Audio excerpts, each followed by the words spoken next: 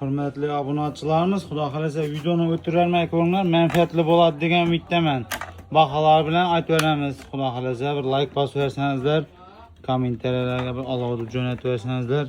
Bu yangilik narsa, xudo xolasa 48 lik akkumulyator velosipedlardagi 2026-04 yine chiqqani, nerede chiqqani, polni yozilib turibdi. Chisi Xitoydagi onda bir qo'shma korxona emas. Orijinali bo'ladi, o'zi chisti. Buning bahasi 48 ga 20 bo'ladi. 48 ga 12 emas, bu 48 ga 20. Zaryadini ko'p ushab beradi. 48 ga 12 ga ham tushadi, 13 ga ham tushadi, bersini tushadi. Bu lekin 48 ga 20. Shu turishi orijinali 1.850.000 so'm. Bizlarda bor har xildan. Kimga kerak bo'lsa kelaverasizlar.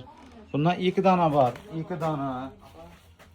Ikkinchisi upakovkada, o'z upakovkasidan biroz ochib qo'yibmiz.